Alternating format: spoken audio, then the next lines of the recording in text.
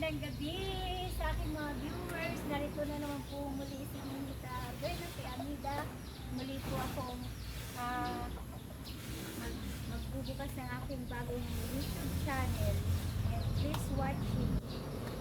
My YouTube channel. Kasi nila, meron po akong i-share sa inyo isang munting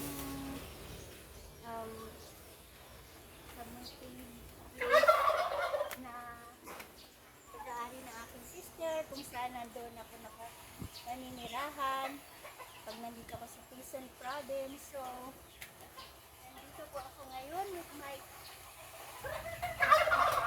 see, tignan nyo yung mga turkey. Before, that's a lot, but nabawasan na sila kasi nga yung iba namatay. The turkey, the people eating sometimes. So, and narito po tayo sa may kubo. Meron pong kubo. Talagang tubig yung sinulat. Wala na ako sa kanang daan. Hello. Samahan niyo po akong tignan yung maliit na kubo, rest house. This is the family Amida rest house.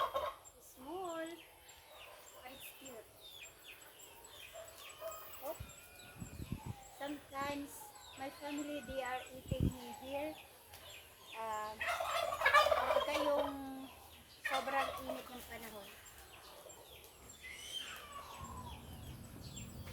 So, guys, meron po kaming bagong neighbor. At ito po ay bagong, it's a new lot. My sister by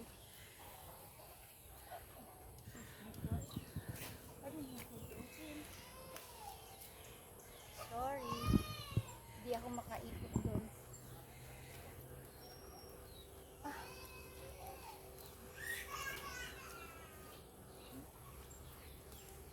May nakasalang ka, tika.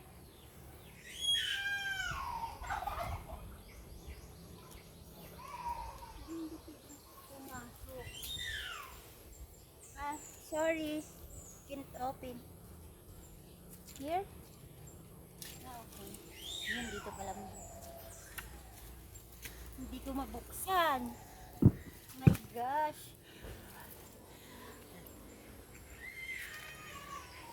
Okay, meron po kami dito isang malaking punong kahoy. Yan.